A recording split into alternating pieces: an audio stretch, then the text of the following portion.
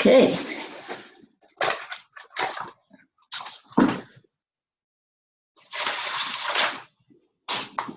All right, so welcome. This is August 30th. We are doing the webinar. This is a 7-part series, and this is called 7 Acts, the Beginning. The light just came on. The understanding of how resonant kindness can be put into the world and used immediately. So hello and welcome back. It's good to see you again. We are on lesson 5 of the 7. So if you are new this evening, or this is the first video that you're seeing, you can actually watch some of the recordings. They're posted on YouTube on the Star Teachings channel, and also on Ancient Echoes on YouTube.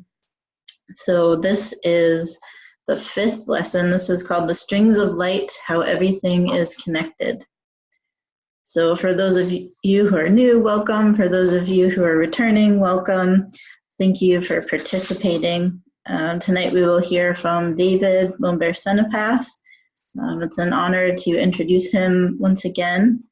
When I first heard David speak, I remember sitting there and just feeling like these teachings, these stories, the vibration, what he was sharing felt really, really familiar to me, but I couldn't really place what that was. So I kept coming back to learn more. Somehow these words and these teachings started to make my life make sense, kind of pulling all the pieces together. Things that had felt scattered suddenly started to make sense. I think that David has been really kind and compassionate in his sharing. He shares in a way that allows us to find our own direction. He never tells us exactly what to do, where to look. He lets us find our own direction, offers simple guidance, but gives us that space for us to decide what that direction is, and then for us to take that step forward. And from there, there's a lot more guidance that comes step by step. So this doesn't all just come at once. It's kind of this journey that we're on. He dares us to dream big and to take a step toward that dream. He often asks us, what do you want? And also, what do we want? So what do you want as an individual, and what do we want as a community? Today I was thinking a lot about this webinar. It's called the 7 Acts, and ACT, A-C-T, is an acronym, and it's attitude controls time. And I think about that a lot, how when we go through our day, whatever is happening around us happens, and it's really dependent on our attitude, how the day goes, how I feel, kind of what follows that incident. And I was thinking this in terms of studying martial art with David. I've been studying under his instruction as the master in the tradition of Shokai for, I think, over 4 years. And for those of you who don't know, Shokai, the martial art, is a way to learn Star Teachings. It can be physically, emotionally, and spiritually challenging. And I was thinking back a few years ago, he said, if you want a black belt, you'll have to change a lot of things in your life. And I think, this can relate to learning about kindness and compassion. And if we want this bigger dream, what are we willing to do to change? What are those small things that we have to change? Like if you were in martial arts, I might have to get up earlier and run. I might have to run faster. I might have to work on, instead of running 2 miles, running 6 miles. I may need to do more push-ups. I may need to hold planks longer. I may need to go to more classes. I may need to help teach classes. So there's a lot more that would be asked. And in that, what are you willing to give up? So in the teachings, it's really immersing yourself in those teachings. What do you want and what are you willing to do to get it? So the biggest thing in thinking about all this is the change might just be in the attitude, because the attitude will determine whether you're going to get up early to run, whether you're going to go out of your way to say hello to somebody, and your attitude will determine whether you do it or whether you quit when it gets hard. So these teachings David is sharing are ancient, yet he weaves them into our modern times, into our modern life.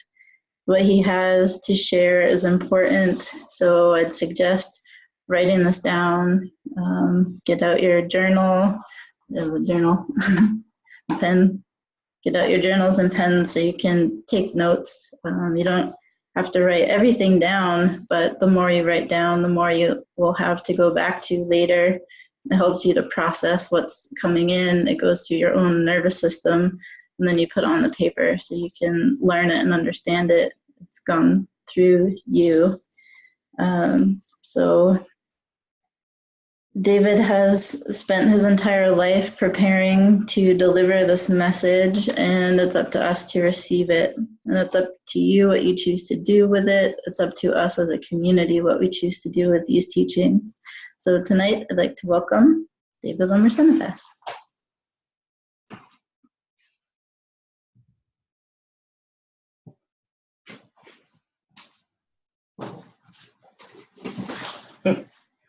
Good evening, everyone. My name is David Lonebear Sanipass. I'm here to share some of the teachings with you this evening. My suggestion is that listen very carefully this evening because some of the teachings may slip right by you because sometimes that we're doing other things in this world. We're out and about, or there's something else in our world, but the teachings fit us like a shirt. You have to go shopping first for that shirt and to see if it's a red one, blue one, green one, white one. And if it fits, if you want buttons, you want pullover, what do you want? And the same in the teachings. It's like, does this fit everyone? Most likely not. It's as many shirts, but we have to try them on first.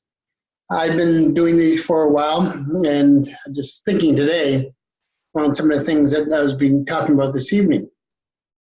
One of those things that we talk about is connection, how things connect to each other. And this teaching, I remember, I want to say more than 30 years ago, that when I learned these teachings, that how to connect things, how things are connected, how a snowflake connected to the ocean, and how the ocean is connected to an apple, how an apple is connected to someplace around the world.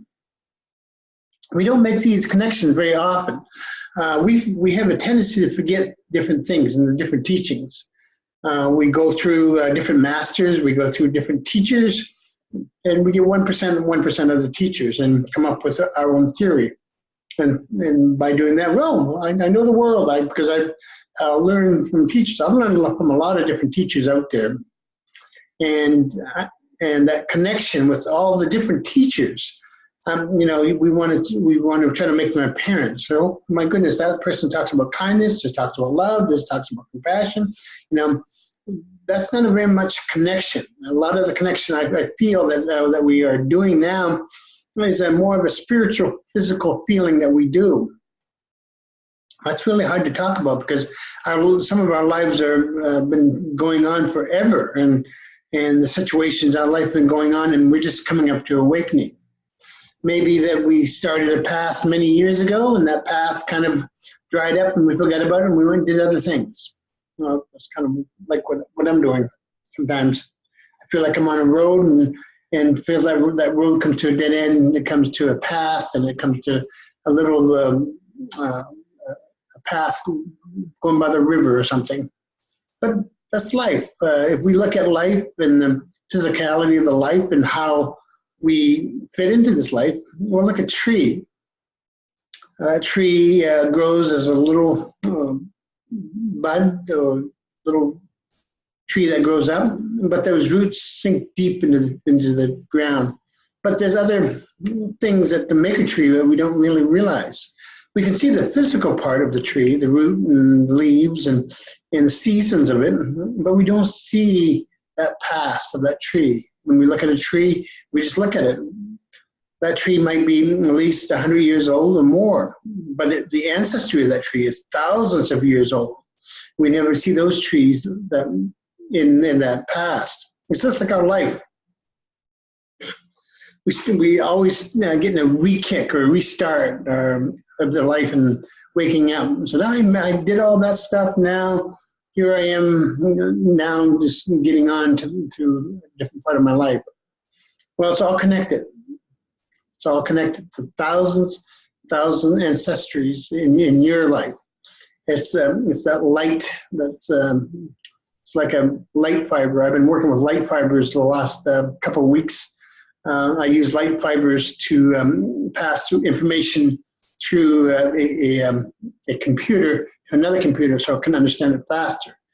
I can do it with wire, but it's slow. But when I'm working with light fibers, it's fast as light. The information gets in that, and my processors can pick it up better than wire. Just like what we're watching here, some of the information that's coming through is through light fibers, thousands of miles of light fibers. And that's very fast information. That's why we can get better reception and better quality in our machinery is light fibers. It's like that in our life now. That connection that we have in our life is, you could say it's light fibers. It's a very thin fiber that fits through all time. There's no end to it. The information is endless. As how we receive that information and how we process it. It's going to depending on what we think we see and what we feel. And a lot of that's going around on the machines and the internet and things like that, and on light writing and angels and all the different things. I'm not saying it's not true. It's that sometimes that when we look at something, we don't have a chance to really research what's really going on. You know, we talk about light fibers that connects to all of us. How do we read that information? What's that information telling us to do? I think in my life, anyway, that I've been doing this for a while, that understanding of what that information is coming through is hard to translate. Because most people don't stop to listen long enough to hear the information. They want something flashy, stars, light, lights in the sky, all the sparklies and stuff like that. But most of the information that comes through is you have to listen very carefully, like I said, with that information that's coming through. And what do you do with it? You know, how do you incorporate this into your life? I find that people that come into the Star Teachings, they're looking for the light. They're looking for the answer. But it's like when I first started taking martial arts many years ago, that the first class I went into was a Taekwondo class. And in that Taekwondo class, you required a gi, a workout uniform. And at that time, I didn't have any money, and I had to save up, work, to buy the gi. And when I got it, I thought, oh my goodness, look how fancy I look. I have a white belt, I have a gi, now I'm going to learn Taekwondo.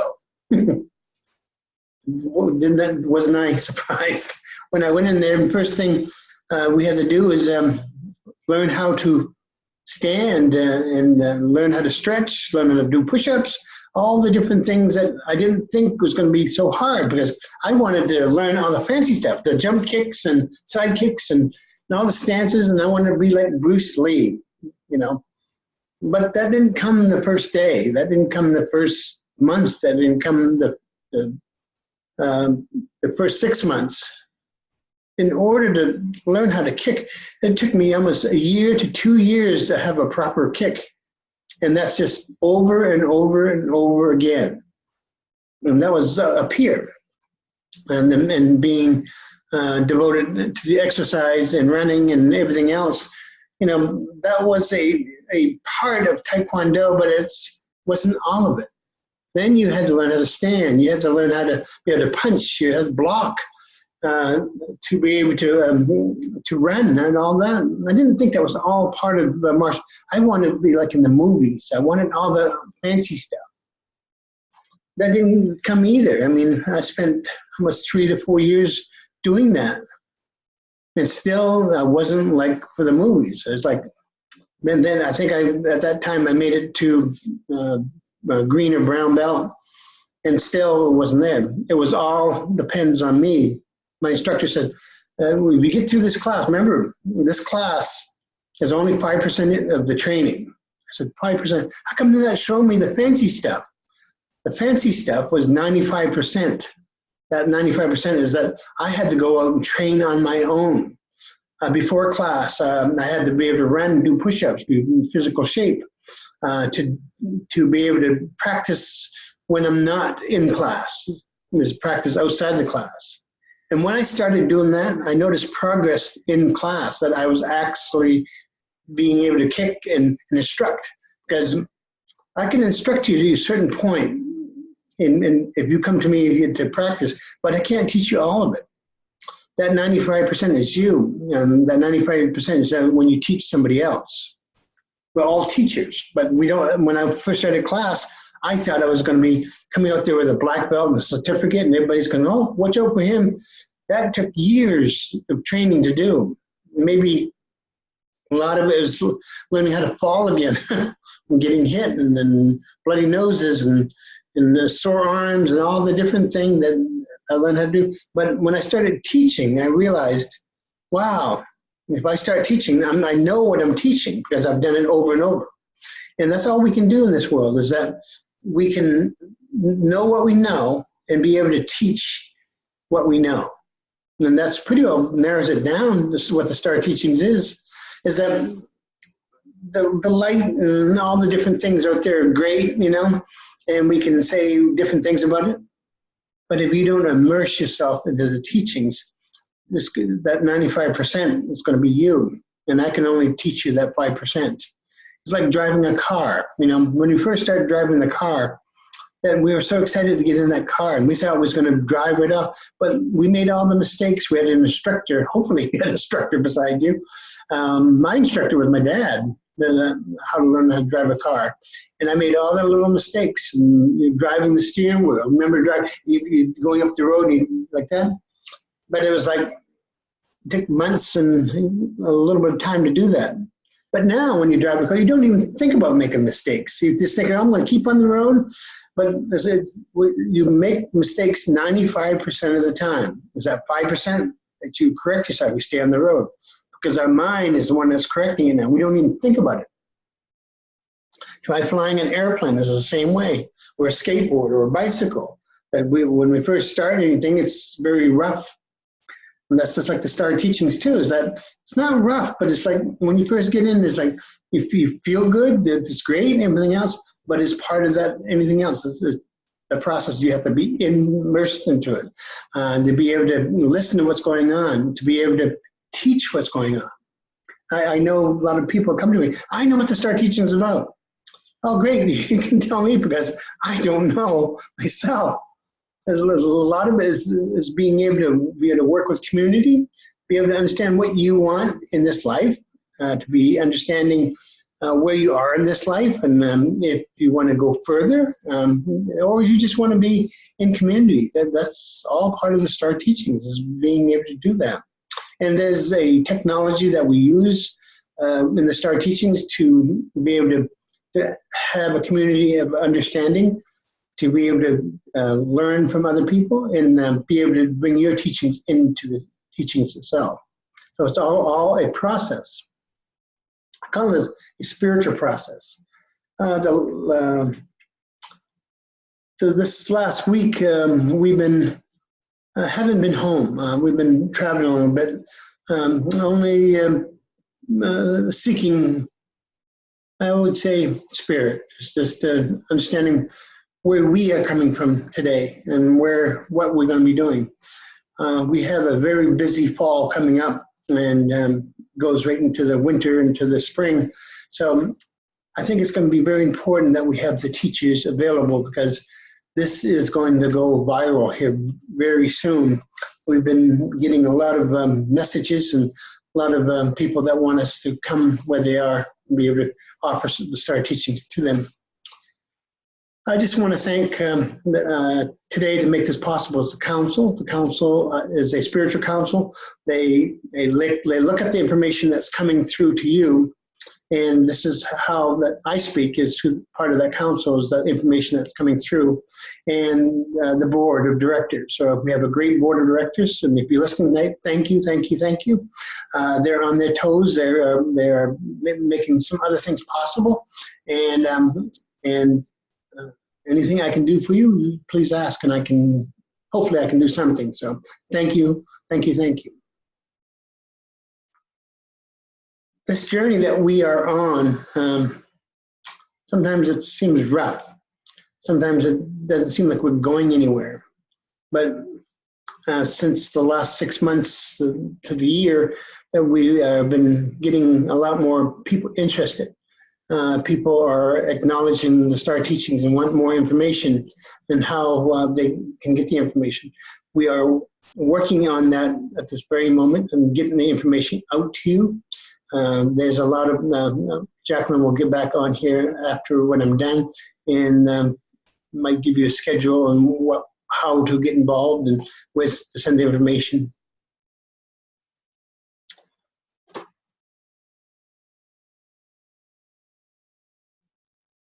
We are on this journey together.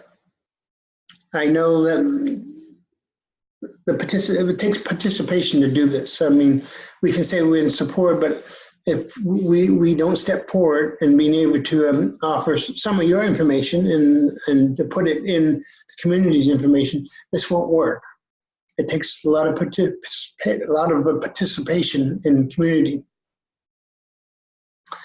I'm here as I feel like just as a spokesperson sometimes as to STAR teachings that it's so much involved with other things in the world. I know that people want to make a change in this world, and you probably can, but right now what's going on, if we're going to make that change, we have to make it in community. The community has to speak these words, just not one individual. And that's the hard part, because then we have to talk to each other. Because then we start talking to each other, then we find out that maybe we're not going in the same direction or looking in the same direction. A lot of this is just going to take some time, just like the black belt. It's like those kicks over and over and over and over and over. Because I know people come to class and they see Shokai and say, oh, that looks great. And when they start participating, they say, oh my goodness, there's work involved in doing this. Like STAR teachers, there's work involved, spiritual work involved, yes. But it's once you get the part of it, it stays with you all your life. It's like Shokai, you know. I say if you can stay with me at least six months to a year, nobody can touch you. And if you're a good listener, and if you want to be able to work out a little bit out in the weather, please come. I can guarantee that if you stay in my class at least a year, no other person will touch you if you don't want them to touch you. So that's a promise. We've been traveling across the country this summer, meeting a lot of you out there. We have more scheduling to do to come where you are. If you look at the scheduling now, that we're trying to secure most of the fall and winter. We have some spaces in between. We're trying to put some scheduling in there. So please contact us if you want us to come where you are. Today I had a chance to be outside a little bit today, thinking that where I came from and what I've been doing and how that is connected to today. You know, many years ago that I walked across this country teaching and trying to think of it, was that worthwhile to do? Because I went to a lot of the other communities out there. I think it was, because it offered me a chance to understand these teachings more, and how they affect community and how they affect you. And I find that more that we do something, the more of the understanding is there. When I say the understanding is there, is that we have to do something over and over to come up with that understanding. And I think that's the hard part of this whole thing, because we want the light right off, and we want the feeling. That's there, it's there. But to offer this to the world, to offer it to the communities out there, it's going to take a little bit of talking back and forth. We have I want to call it a spiritual ceremony called Keys. It's a spiritual ceremony. It's also a technology, how to bring this information out there. We've been doing that the last 4 years, and it's been working. It's been working really good. But there's a process in doing that. So if you can contact us, we can probably, we might be able to do a webinar on that process, but we're still working on that too. So I think part of anything out there, anything, if it's good, it's going to take some time. And I think this is good. And I know that if you have kindness in your life and you spread that, you will be always rewarded with compassion. But if you have negative in your life and you stay in that negative, that's going to break down everything around you. And you don't see it at the time, because when you're in that, it's like, I want to be right and you're wrong. That might be so, but if you understand what that information goes out there when you do that, you're gonna break down your structure around you.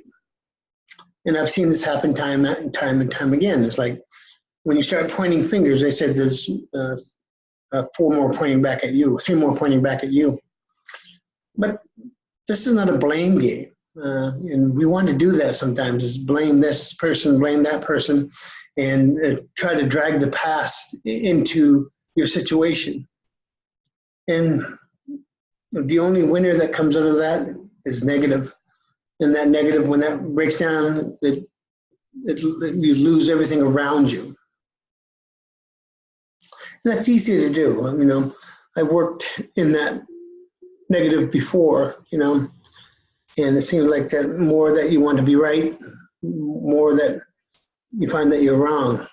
Like, and myself is like, yes, I've done that in my life, but I realized that if we can have that understanding of compassion and happiness, you know, that's going to grow faster sometimes.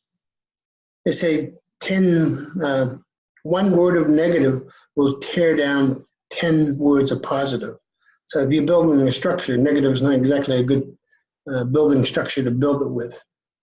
And that always happens. That's the way the physics of that works, is that if you look at it, it's, you know, it would tear it down. You know, I don't agree with our president sometimes or what he does, but we are changing. We're bringing different things out on different levels, spiritual level, politics, all the different things that if we are going to change, it's going to be a radical change that we have to do, especially in spirit. Is that if we are going to understand spirit and want to be on that road, that understanding, I think that change is going to be there upon us really soon.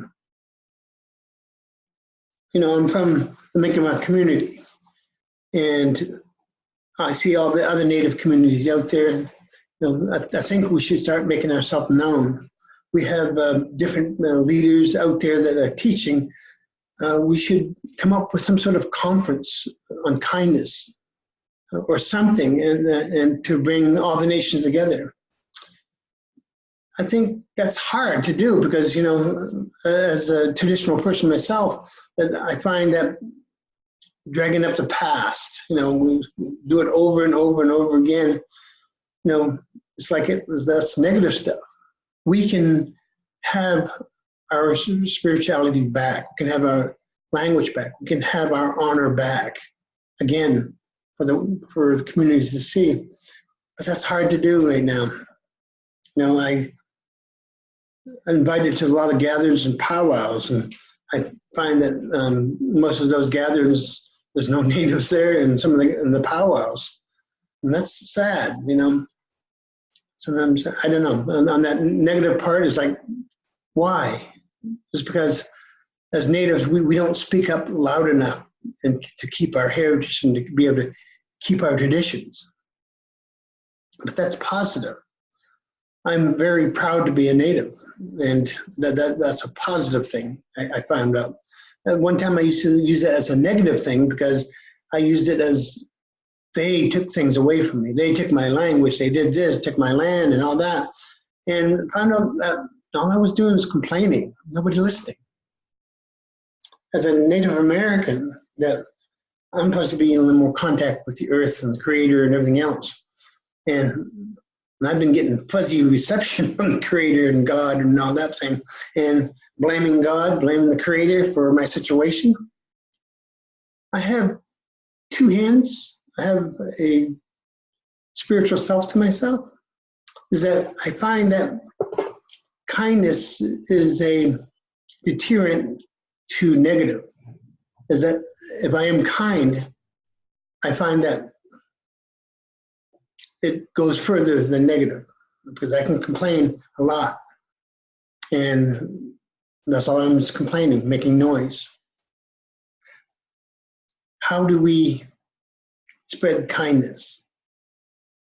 Well, through the Star Teachings and the Copper Scrolls, that gives us a manual how to do that.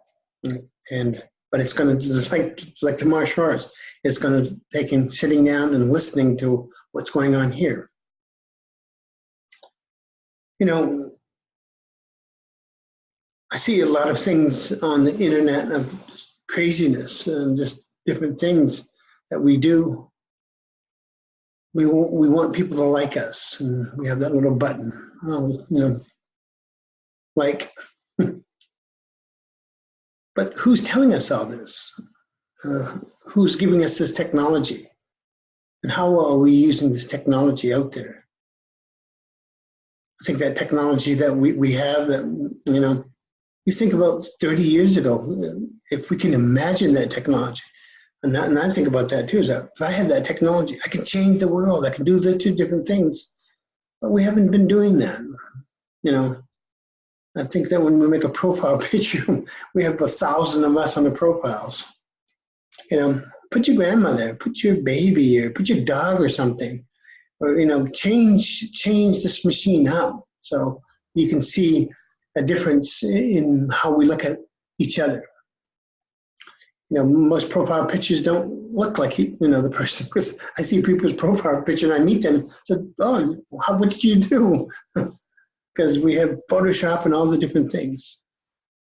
To be able to know spirit and to understand spirit, that's a whole different thing in a profile picture, I tell you that.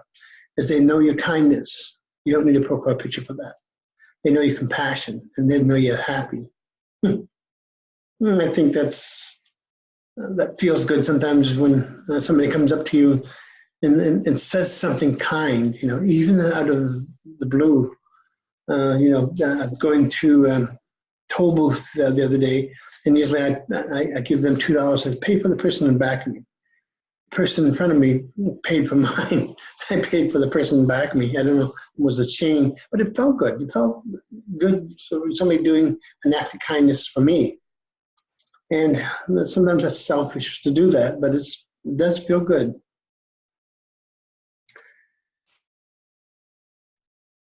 Don't forget the people around you.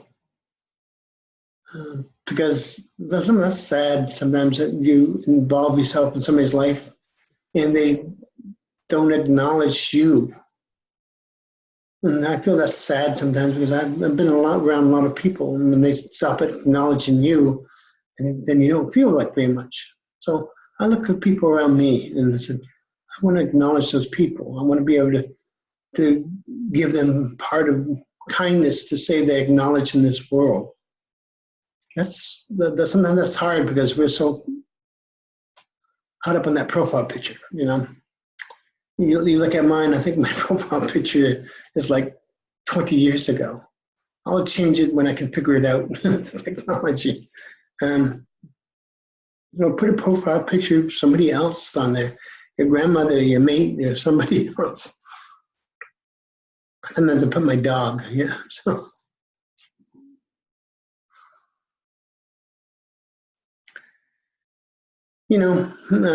I've been doing this for a while. I've been doing this for about 5 years, and I'm still telling the same story. People say different things about me and things like that, that I'm self-centered and all that, and I probably am. So like a regular human being, but I have something to offer. My world wasn't so good growing up. But it doesn't matter. My world is right now, and what's going on now in my life is something that I want to share with everybody. Is that maybe if anybody knows me, that I tell a lot of stories, and I'm working on the humor part, and I'm trying to put humor in the stories, and they laugh anyway. Thank you. And they're not the greatest stories in the world, but that's the way I can spread some of the kindness and happiness is if I can make people laugh. Or in my music, I enjoy my music and being able to have people listen to my music. I just finished the master copy of my next album, and Ben Carroll helped me with that album. And we're still working on the album cover. We'll keep you posted on that. And I think that music that I played in that album is the best flute music I ever played in my entire life.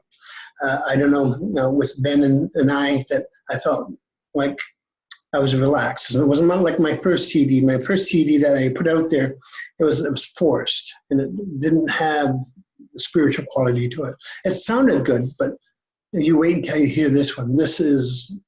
It doesn't even sound like me. It sounds like my great-great-great-grandfather playing the flute. So be looking for that. We're still working on that cover and putting that all together. Hopefully within a month or a month and a half, we could have that released. So Ben, if you're listening, I still need some help. So, but I enjoy doing the music, and I enjoy just telling the stories and sharing. And there's a lot of beautiful people out there that helped in bringing these stories and bringing these teachings out there. We are going further. We're posting a lot of different other videos that we're doing, and I'm working on how to get the teachings to you more clearer and more accessible. Right now, there's a lot of websites out there I don't even know about. There's a bunch of them there. My Facebook is still up for now, only until we get the other one done for the information. I won't take it down until that's ready. It's important that we know you're there. So if you're listening to this, send us a heart, send us something to show you that you're there. And that's important to me, because right now I'm just talking to a machine, but I don't really see you. And I wish I could.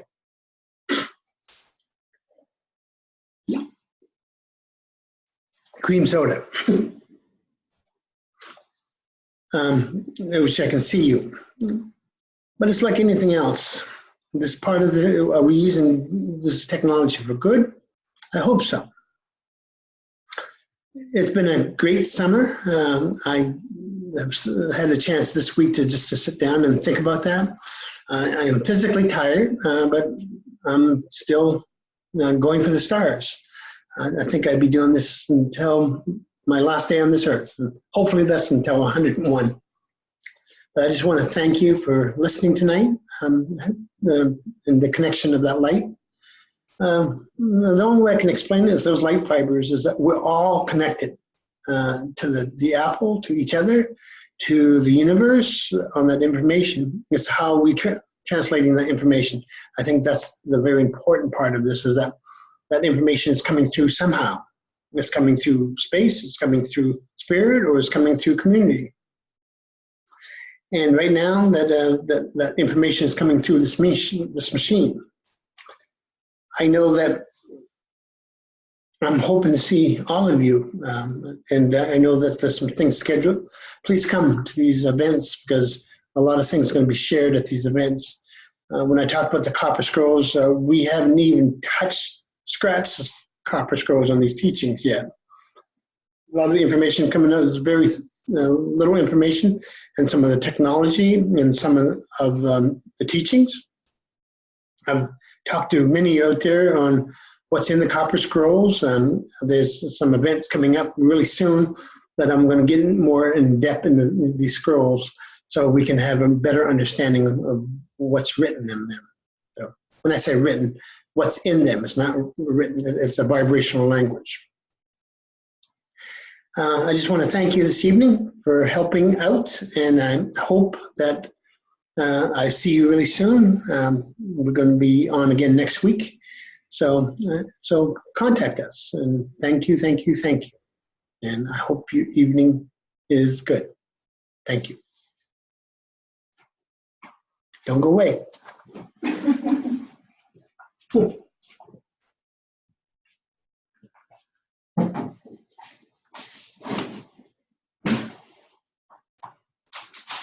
Hello, I see that we have a message from Julie. Hello, good to see that you're there. Julie is our tea ambassador. She helps with the teas. David had mentioned that teas are one of the spiritual technologies. We have some local ones in Maine, also in North Carolina, some other locations, and those can be found on Facebook at facebook.com/starteachings with an S on the end. So look for teas coming up there. David will be speaking again next week, next Thursday, September 6th, in the same format, this webinar. So you can call in, you can come into the webinar with your computer so you can see the video and chat. Or we've been trying to make sure that we live stream to Ancient Echoes and Star Teachings and some of those pages. So next Thursday, September 6th, will be the 6th talk in the series, and that will be talking about the 6 teachings. So we'll continue. And then on Thursday, September 13th, which is the following Thursday, David will be speaking about understanding the vibration of darkness. And that will complete this 7-part series. And these are all being recorded and uploading to Star Teachings on YouTube and also Ancient Echoes on YouTube. Some other events coming up. David and I will be at Be Well Studios, that's in North Conway, on September 15th. We'll be doing a water invisible sound. We've been working with sound and how to create a visible vibration so that not only can you feel it, but you can see it as well. David has an ancient flute, and we have crystal singing bowls, some other instruments that are in the process of being created for this specific purpose. So that will be September 15th. I can't remember the time. It will be posted pretty soon. I'm just gonna check the calendar.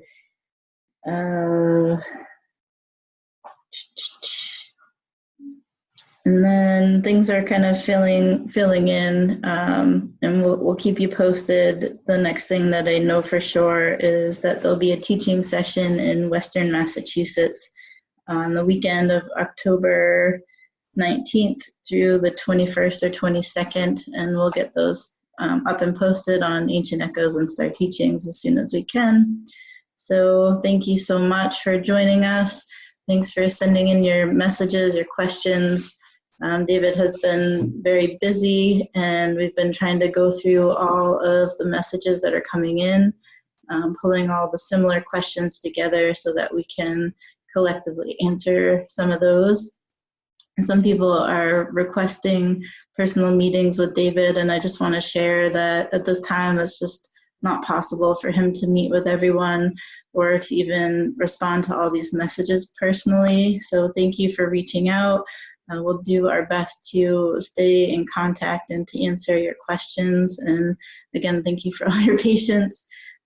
We're always looking for volunteers, so if you have a skill that you would like to volunteer to help bring these messages out to the world, that would be very appreciated, and we're very grateful. So that is it for tonight. Thank you again. Have a good week, and we'll see you back here next Thursday.